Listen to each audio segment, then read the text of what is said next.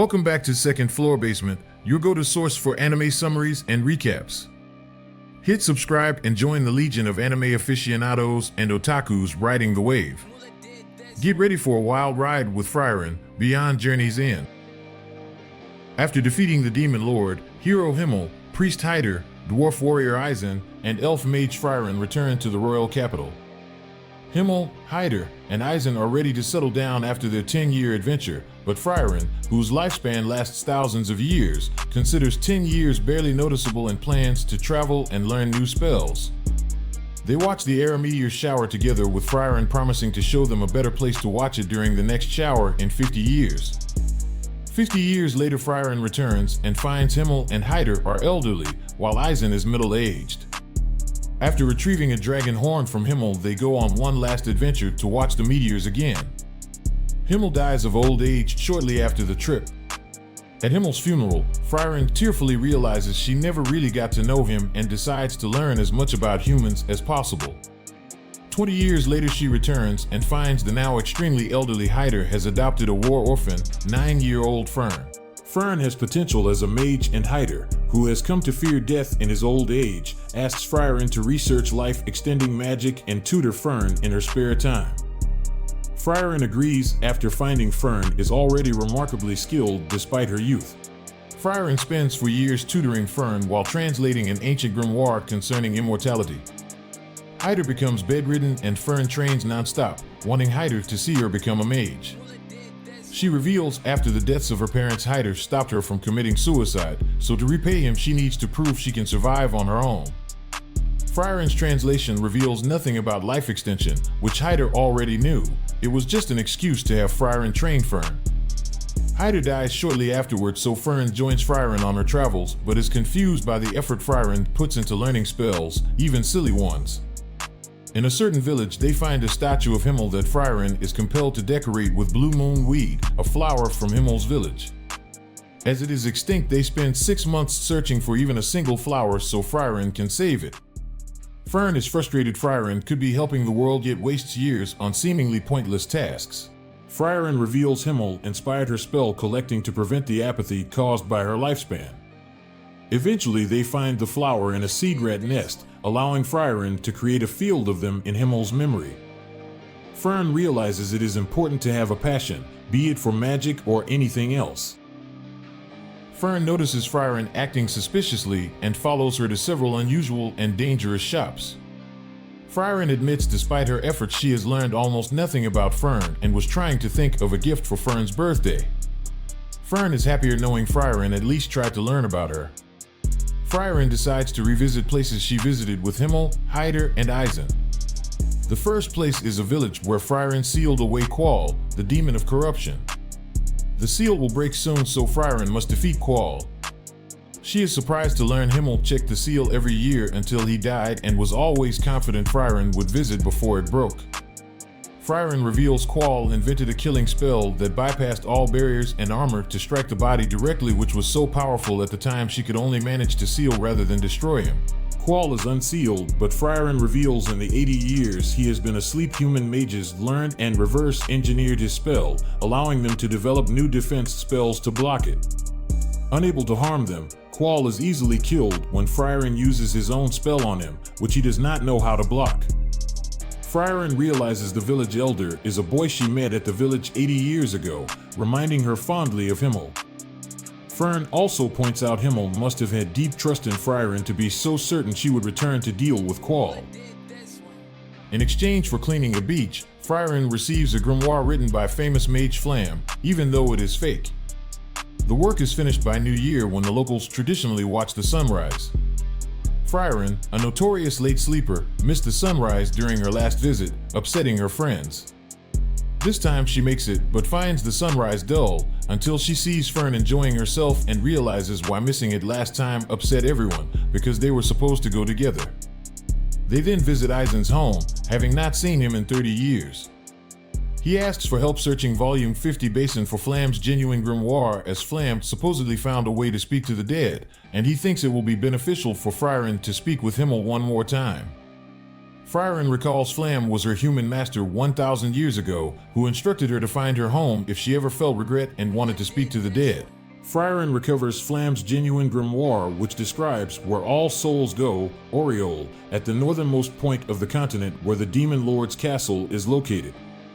On the way home, Eisen is happy Frieren is learning to care about people and is a good teacher to Fern. Frieren asks Eisen to accompany them to Oriole, but Eisen declines, citing he would slow her down in his old age. However, Eisen also reminds them that their original adventure to the Demon King's castle took 10 years, which Frieren acknowledges. Frieren acknowledges 10 years is potentially a tenth of Fern's lifespan, but Fern decides to follow her. A short way into the journey, they enter a village where several people disappeared after seeing ghosts of their deceased relatives. Frieren suspects an Einsam, a monster that lures victims with illusion magic. The illusions are easily destroyed with attack magic, but as this involves attacking the ghosts of people they loved, even experienced warriors cannot fight back and become its prey. Fern is almost caught by Hyder's ghost, but Frieren easily shoots Himmel's ghost, exposing the Einsam so Fern can destroy it. Continuing on the journey, Frieren decides to kill a dragon to collect a grimoire from its nest. This requires a strong warrior, so they seek out Stark, one of Eisen's students who once defeated the dragon in a staring contest and now lives nearby. Stark admits he has never killed a monster before and only won the famous staring contest because he was frozen with fear. Frieren gives him until morning to decide to help. Fern doubts he is capable, but Frieren is confident since, thanks to Eisen's training, Stark possesses the strength to cut through solid rock with his axe. Stark admits that even though he is strong enough to take on the dragon, he is too afraid to. Fern encourages Stark by telling him all he needs is resolve. The next day, Stark reluctantly agrees to distract the dragon despite still being scared. However, Frieren points out that Eisen was always scared as well before a major battle. Stark then engages the dragon and manages to kill it without needing any assistance from Frieren and Fern. Frieren collects the grimoire and Stark agrees to accompany her on her journey. The trio head north to the city of Vol, but find out the checkpoint is closed due to increased monster activity in the northern lands. Frieren is content to stay in the city to continue her magic research, but Fern and Stark grow concerned when they find out it may take up 2 years before the checkpoint can be reopened. Stark reveals to Fern that he wants to go on an adventure so that he can return to Eisen to regale him with his stories. Fortunately, the city's castellan recognizes Frieren and, believing that she is headed north to pacify the monsters, gladly opens the checkpoint for her. Frieren and her party are given a hero's send-off, which embarrasses Frieren, but Fern and Stark are excited that this marks the official beginning of their adventure. Frieren and her party continue to travel north, and Frieren explains the elven race has been declining since, due to their long lives, they are too apathetic to even reproduce. They pass by another village with statues of her and her original party who celebrate Liberation Day. Frieren recalls a memory where Himmel was adamant the party leave behind statues of themselves as reminders to Frieren that they actually existed and are not simply fairy tales. Heading to another city, Frieren spots demons and tries to attack them, only to be arrested by the city guards for threatening peace envoys. Fern and Stark visit Frieren in the dungeon and reveal that one of the Demon Lord's lieutenants, Aura, has recently regained her power and has been waging war against the city for 28 years, leading both sides to open peace talks. However, Frieren warns from experience that demons are incapable of being reasoned with since they only learn human language as a way to deceive humans. Just as Frieren predicted, the demon peace envoy led by Lugner are simply there to trick the city into lowering its barriers so Aura can raise it with her army. However, one of his attendants, Drat, heads to the dungeon to assassinate Frieren, but she warns him that she is far more powerful than Aura. Drat ignores Frieren's warning and attacks her, but she easily kills him and escapes the dungeon. The city's Graf, Granat, becomes suspicious about Drat's disappearance and Frieren's escape and confronts Lugner. With his plot exposed, Lugner captures Granat with the intention of forcing him to disable the city's barrier. Meanwhile, Fern and Stark agree to warn Granat about Lugner when they come across Frieren. Frieren refuses to help them against Lugner, confident that the two are strong enough to defeat him. Instead, Frieren leaves to confront Aura, who is waiting outside the city with her army. That night, Frieren and Stark sneak into the keep and work together to seriously wound Lugner. With Granat badly injured, the two adventurers decide to rescue him and withdraw. As he heals his wound, Lugner finally realizes that Frieren is in the city. He recalls how Frieren is also nicknamed Frieren the Slayer due to killing more demons than anybody else in history. Outside the city, Frieren confronts Aura face to face. Frieren and Stark manage to get Granat to safety in the town church, where he warns that Aura's trump card is a magic artifact called the Scales of Obedience, which measure the amount of mana she and opponent possesses. The one with the greater amount of mana can then dominate the loser, which is how she has created an army of puppets. Frieren destroys some of Aura's puppets, and seeing that she still has no understanding of humanity, concludes that she can kill her like a monster. Back in the city, Lugner and his assistant Liney ambush Frieren and Stark. While the demons initially have the upper hand, Stark learns that Liney copied Eisen's fighting style from observing him in a battle, but lacks the strength to execute his moves with killing force, and uses that to his advantage to purposely take a blow from her axe so he can land a killing blow on her. Frieren seizes the initiative by taking advantage of her main strength of being able to cast her spells more quickly than even Frieren, eventually overwhelming Lugner's defenses and killing him. Mortally wounded, Lugner is left to wonder how Frieren is so powerful, until he comes to the realization that she had been suppressing her mana to look weaker than she actually is, which is considered a taboo among demon mages. Frieren then finishes off Lugner. In a flashback to 1,000 years ago, Flam comes across a destroyed elf village and finds Frieren the only survivor, having managed to kill the demon general attacking her. Flam decides to take Frieren on as her apprentice and teaches her how to indefinitely suppress her mana. She also teaches Frieren how to fight demons. Since demons are proud and self-confident in their own magic and are incapable of suppressing their own mana, Flam explains that by suppressing their mana, they can trick demons into feeling a false sense of security where they can be destroyed in a surprise attack. Flam's last instruction to Frieren is to keep training and suppressing her mana and live in obscurity until she is powerful enough to defeat the Demon King. 1,000 years later, Himmel and his party track down Frieren and attempt to recruit her. Seeing that Himmel can instinctively sense her true power, Frieren decides to join them.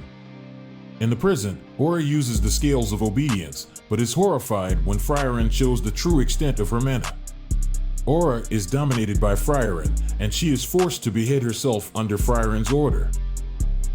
After paying proper respects to Aura's victims and enjoying Granat's hospitality, Frieren and her party continues on their journey, but plans to drop by at Osserst, a large magical city in the Northern Lands, to get a first-class mage certification that will enable them to travel through the Northern Plateau. However, on the way, they get lost in a blizzard at the foot of the Schwer Mountains and Stark begins to suffer hypothermia. Fortunately, they find an emergency cabin and meet an elven monk named Kraft. Frieren and her party stay with Kraft inside the cabin for 6 months to ride out the winter. Kraft then confides in Frieren that he decided to worship the goddess because with all of his old friends dead and his accomplishments long forgotten, only she can remember his deeds and praise him when he finally goes to heaven. He then asks about Frieren's past, offering to praise her in the place of the goddess. This triggers a flashback where Hyder once said the exact same words to Frieren and she declines Kraft's offer, stating somebody has already praised her. Kraft advises that Frieren cherish her friends and companions before parting ways with her and her party. On their way to Osserst, Frieren and her party stop by the Village of the Sword, the resting place of the legendary hero's sword, so that Frieren can fulfill her obligation to regularly clear out the monsters attracted by the sword. Stark sees the hero's sword still embedded in a stone, and is confused because he was told stories that Himmel successfully pulled the sword from the stone. Frieren remarks that Himmel failed at pulling the sword, but stories claimed otherwise after the fact. She then recalls how Himmel was not discouraged at all, simply saying that he will prove himself a hero by defeating the demon lord without the sword. The party then heads to the next town, where Fern learns it is Stark's 18th birthday, so she asks him what gift he would like. Stark reveals that he is not used to getting presents because his warrior family never celebrated them, believing he was a failure for being a coward, especially when he ran away when a monster attacked their village. Fern reassures him that she and Frieren will make sure he will not run away, and helps him buy a silver bracelet. Upon returning to the inn, Frieren has prepared Hamburg steaks, which Eisen had always traditionally done on birthdays. Frieren reveals to Stark that, among warrior cultures, a Hamburg steak is given to those acknowledged as trying their hardest. This triggers a memory of his older brother Stoltz secretly cooking him Hamburg steak on his birthday, as well as being the person telling Stark to flee the village so that he can live. Stark then feels some closure, realizing that his brother truly loved him. Frieren rescues Sane, a local priest, from a swamp, and Sane returns the favor by curing Stark after he is bit by a venomous snake. Sane's brother reveals that Sane has a natural talent for healing spells and asks Frieren to push Sane into becoming an adventurer, a dream that he had held as a child but eventually lost his passion for, culminating in him turning down an invitation from his best friend 10 years ago. Frieren gains an interest in Sane because his apathy reminds her of the apathy she felt before Himmel recruited her. Wanting to save Sane from his own apathy, Frieren takes it upon herself to convince Sane to become an adventurer. Sane finally admits that the reason he did not leave the village was because he knew his brother turned down an opportunity to move to the Holy City so as not to separate Sane from his hometown. However, Sane's brother slaps him and points out that he never regretted his decisions, but Sane clearly does. This finally convinces Sane to join Frieren's party until he can find the whereabouts of his friend. After reaching the next town, Fern and Stark have a falling out after Stark fails to get a birthday present for Fern. Sane advises Fern that a young man like Stark cannot be expected to remember everything and she should treat him less harshly and be more honest with her feelings. Fern tries to apologize to Stark, but he apologizes first, admitting that wanted to pick Fern's present together with her but was too nervous to do so. As Stark buys a new bracelet for Fern, Frieren praises Sane for being a proper adult like Hyder. On the way to the next village, Frieren notes the bracelet Stark bought for Fern has a similar design to a ring Himmel once bought her. A flying monster suddenly attacks their wagon, and while Frieren manages to kill it, the ring is lost in the confusion. As the party focus on repairing the wagon, Sane notes that the design on the bracelet and ring is the mirrored lotus, which in the language of flowers symbolizes eternal love.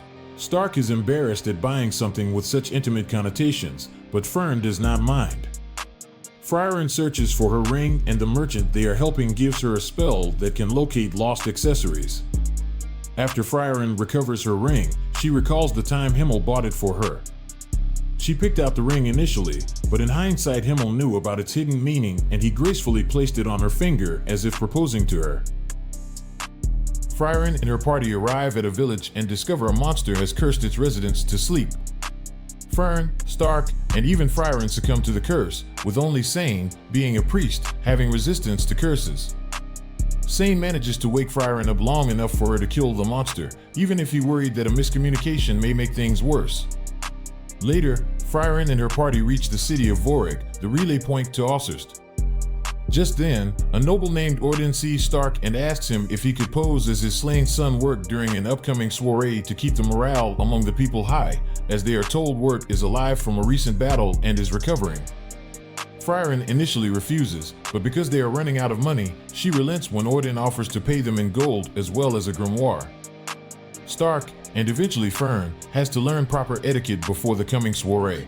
They are both able to successfully play their roles at the soiree, and it concludes without issue.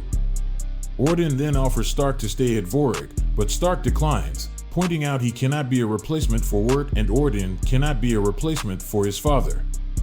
He also wishes to eventually return to Eisen to tell him about his adventure.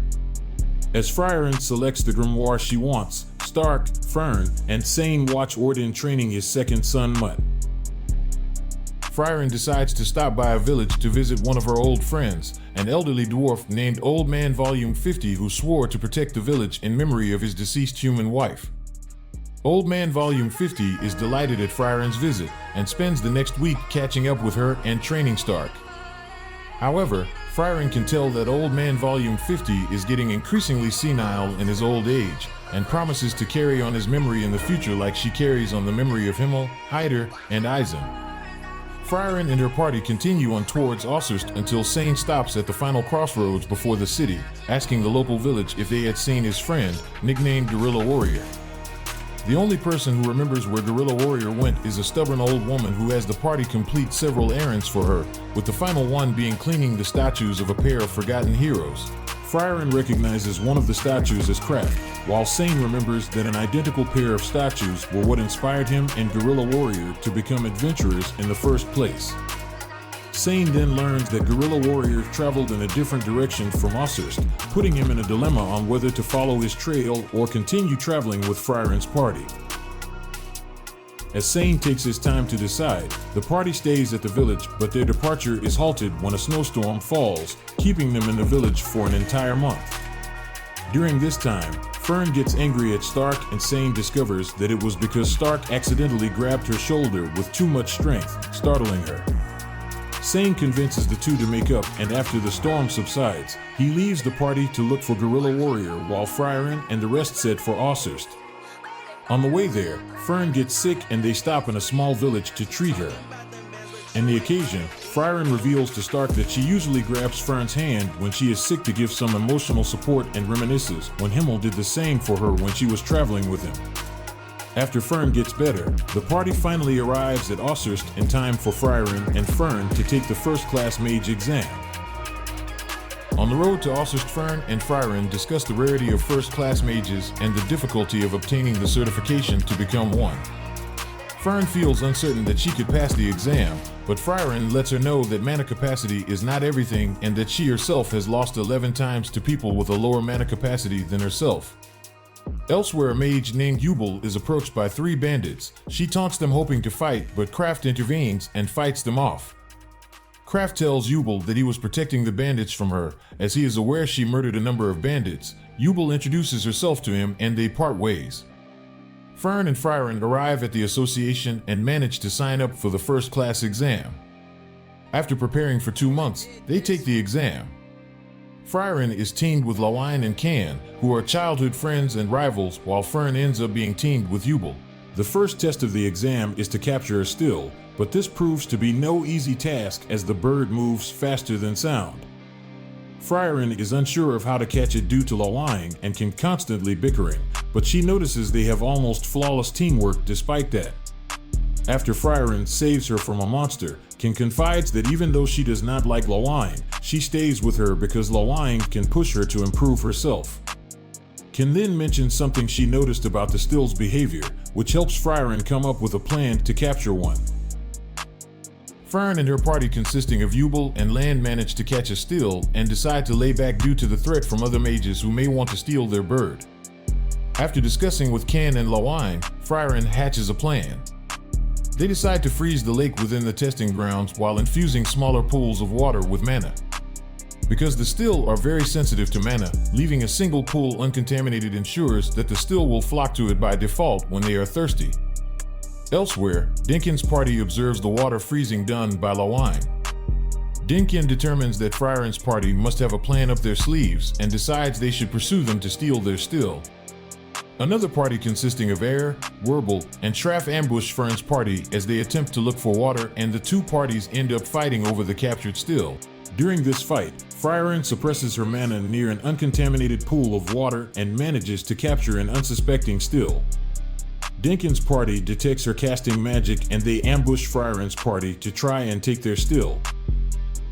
The battle between Fern's team and Werble's team continues. Fern defeats Air by overwhelming her with rapid-fire ordinary attack magic. Air remarks that Fern's magic is entirely devoid of character.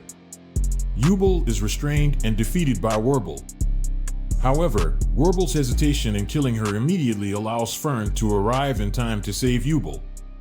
Land easily defeats Sharf using illusion magic. Werble collects his defeated team members and shares his motivation for fighting demons. He reveals his history, explaining that he fights demons to impress a girl he loved back in his hometown. Their team manages to remain relevant in the exam as Werble comes across a still by luck and captures it with his binding magic. Lofton steals Frieren's team still with a super fast movement spell. Meanwhile, the remainder of Dinkin's team approaches Frieren's team as Lofton runs away. Dinkin reveals that he knows Frieren is the same legendary mage from the hero's party, Richter splits up Frieren's team and states he will either kill Lawine or can so that Frieren's team cannot advance in the exams. Denkin tells Richter to hold back unless absolutely necessary, as the first-class mage's title is not something worth killing over. However, Richter disagrees and talks about the privilege the title grants.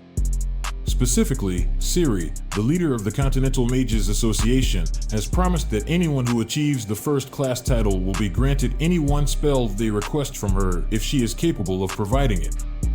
After they finish exchanging words, the two parties begin their battle.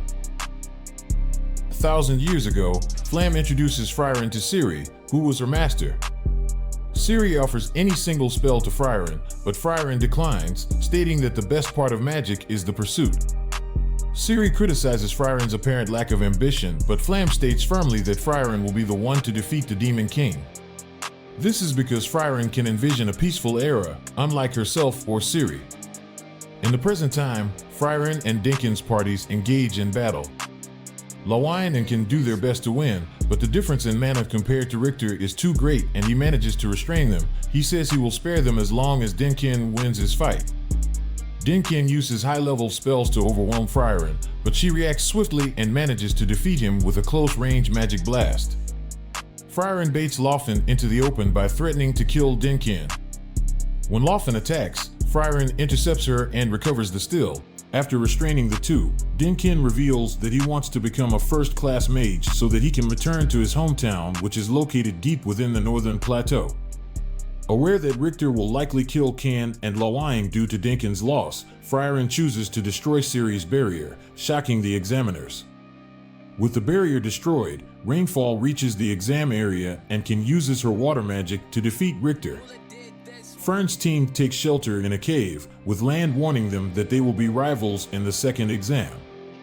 As Frieren's team leaves, Denkin's team escapes their bindings and finds a weakened party to attack and steal a still from.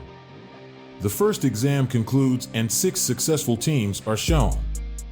The examiners congratulate them and announce a break before the next exam, which will take place in 3 days. Meanwhile, Stark waits at a tavern for Frieren and Fern's return.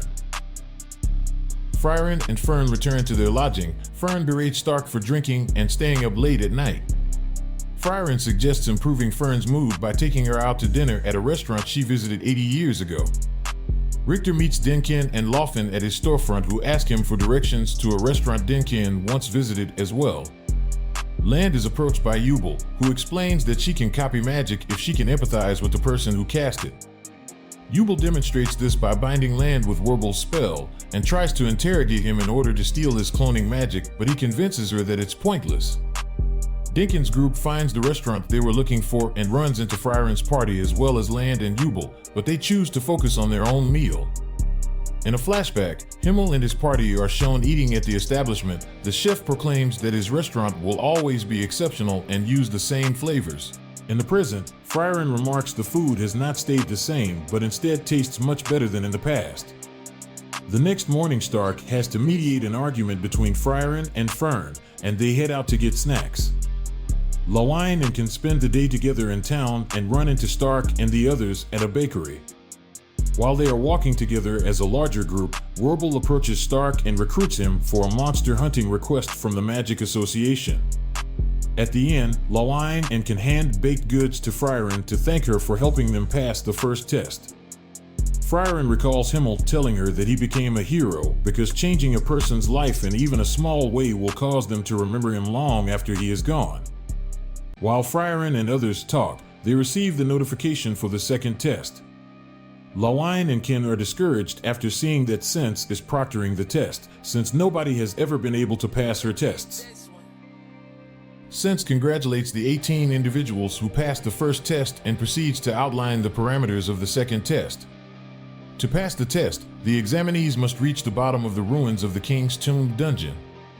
Sense, a pacifist who despises fighting, declares that everyone reaching the bottom will pass.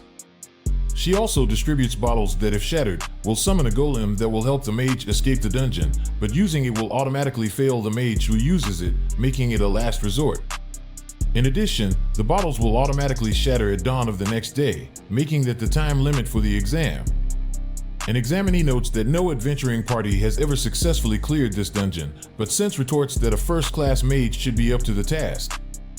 Dinkin suggests that all of the examinees work together to clear the dungeon, but they all remain mistrustful of each other and split off into separate groups. Sense decides to follow Frieren and Fern, and despite Frieren falling for mimics several times, they are able to progress deep into the dungeon. Frieren mentions she picked up a knack for exploring dungeons due to Himmel's love of exploring them. Sense asks what Fern's motivation to be a mage is since she cannot sense any ambition and determination in her, and Fern replies that she enjoys seeing Frieren happy. Meanwhile, both Warble and Dinkin's groups encounter replicas of themselves that can perfectly copy their magic and fighting styles. Dinkin's group manages to defeat a replica of Lofton, only to encounter a replica of Frieren afterwards. It is revealed the dungeon contains a creature known as a Spiegel that can read the memories of those who enter the dungeon and use that information to craft perfect replicas of the raiders. Dinkin's party attempt to confront the Frieren replica but are forced to withdraw. Yubel and Land are cornered by an Yubel replica. They successfully work together to destroy it, with Yubel correctly guessing that Land would intervene to prevent her from dying for his sake. While exploring, Frieren uncovers a hidden section of the dungeon containing a long-lost mural. She, Fern, and Sense then make their way to the bottom of the dungeon where Dinkin's party is waiting. They warn Frieren about her replica and discuss methods they may use to defeat her. However, they realize Frieren is immune to restraint and hypnosis magic, so they will have to find another weakness to exploit. Edel's party runs into a replica of Sense. Edel tries to mind control it, but the replica does not have a mind and cannot be controlled. Edel is injured and is forced to break her bottle and escape. She orders her party members to retreat and warn the other mages about what they learned. In a separate fight, Warble's party manages to defeat their replicas by choosing favorable matchups for each member. With no other ideas, Dinkin and Frieren conclude that brute force is their only option. Fern suggests that, with their assistance, she can kill the Frieren replica. Dunst informs Dinkin's and Frieren's parties that Edel has retreated from the dungeon and that mind control is not an option against the replicas. Lawine can arrive at the scene and tell the parties that the monster they are facing is a Spiegel and that the replicas it creates have no unique weaknesses. Everyone present concludes that Frieren's replica must be defeated before they can destroy the Spiegel. Before heading into battle, Fern discloses Frieren's fatal weakness. She cannot detect mana when she casts a spell, a vulnerability typically found in beginner mages. After the discussion, Fern and Frieren are chosen to confront Frieren's replica. Everyone else remains in place to protect them from potential attacks by other replicas. Frieren and her replica are evenly matched, and Fern waits for an opening to hit the replica with Zoltrak. In a flashback, Frieren hands Ciri a wool from Flam. The wool reveals that Flam convinced the human emperor to allow humans to adopt magic. Ciri remarks that this is the start of the era of humans, and eventually human mages will be able to surpass even elves like herself and Frieren. In the present, Fern strikes Frieren's replica directly with a full-power Zoltrak. Fern's Zoltrak fails to kill the replica of Frieren. Frieren acknowledges that she anticipated her replica surviving the attack, noting that it was always destined to be a battle of attrition. At the entrance to the final part of the dungeon, Dinkin and Method determine the locations of the remaining replicas and strategize on how best to combat them. The mages face off against their best matchups and successfully eliminate a large number of replicas. Following Lawine and Richter's success in defeating replicas of Can and Lawine, they are ambushed by Sense's replica, which impales Richter and Lawine. Forced to break their bottles, Lawine and Richter are eliminated from the test. Dinkin, Land, and Yubel arrive to the scene and decide on their next course of action. Yubel claims she can beat Sense as she can visualize her cutting magic easily slicing apart Sense's hair magic. In a flashback, Yubel managed to cut a first-class mage in half despite their incredibly high defense enchanted clothing. Sense explains that Yubel can perceive clothing and hair as something she can easily cut, therefore she should win the fight against her replica. In the present, Yubel kills Sense's replica. Method talks to Warble's party and gets their buy-in on the plan to delay the other replicas while Frieren's replica is being fought against. After Dinkin's team runs into resurrected replicas, they realize that until the Spiegel is defeated, the replicas will keep coming back to life. Frieren creates an opening, and Fern manages to inflict a lethal injury on the replica. However, when Fern attempts to finish off the replica, it counters with a telekinetic ability, nearly killing her. Impressed by the spell, Fern remarks that this attack is truly the height of magic. Frieren finishes off her replica, and they proceed to destroy the Spiegel. The remaining examinees reach the bottom of the dungeon, and Sense congratulates them for passing the second test. Meanwhile, the failed examinees wait at the entrance as their golems heal them. Fern is upset with Frieren, feeling that Frieren doesn't comprehend her emotions. Fern confides in Stark that Frieren requested her to replace her staff, which had broken during the second exam. The staff, a gift from Hyder, held great sentimental value for Fern. Ken comforts Lawine, who laments having to wait another 3 years before she can attempt the first-class exam again, while Dinkin gives words of encouragement to Richter. Frieren arrives to the shop after Dinkin leaves and convinces Richter to repair Fern's staff. After Fern and Stark return to the inn, Fern discovers her repaired staff and recalls Hyder telling her about Frieren's deep care for others. The third exam commences, and all participants await instructions. Ciri says that she will personally proctor the final exam since Frieren's involvement caused more examinees to pass than intended. Ciri decides she will conduct one-on-one interviews to determine who deserves the license. Frieren tells Fern that Ciri will judge each candidate based on her own intuition and that her intuition is always correct. Examinees enter one at a time, and Ciri evaluates them at a glance. She immediately fails Ken for being weak-willed, and later Lofton, Dunst, Eyre, and Sharf for similar reasons. After Frieren enters, Ciri also fails her because Frieren is not interested in combat magic. Ciri questions Frieren on how someone like her managed to defeat the Demon King. Frieren responds that she had exceptional allies and couldn't have achieved it alone. She also points out that interestingly Flam's flower spell, which Ciri hates, was what inspired a young Himmel to become a hero and recruit Frieren into his party. Fern then enters and notices that Ciri's mana is fluctuating similar to Frieren's mana. Ciri sees enormous potential in Fern and asks her to be her student, but Fern rejects the proposal. Unwilling to turn away such a promising mage, Ciri relents and passes Fern.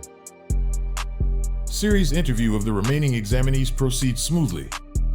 She passes Dinkin, Method, Werble, Land, and Yubel either by demonstrating sufficient resolve to qualify as a first-class mage or by embodying the traits of a militaristic mage, aligning with Ciri's personal philosophy on magic. The examinees take their leave, some elated about passing while others despondent over the 3-year wait to take the exam again. Fern and Stark meet Dinkin and Lofton at a bakery, where they sit down and enjoy sweets together. Dinkin opens up to everyone about his late wife. Frieren and Werble have a conversation, during which Werble explains his belief in aiding strangers on a whim, influenced by the hero Himmel's example. Werble says that Himmel led by example and helped out many villages with minor and mundane tasks. In a flashback, Eisen asks Himmel what the purpose of helping people with minor and trivial tasks was. Himmel responds that while these tasks won't save the world, he simply cannot ignore anyone in need right in front of him.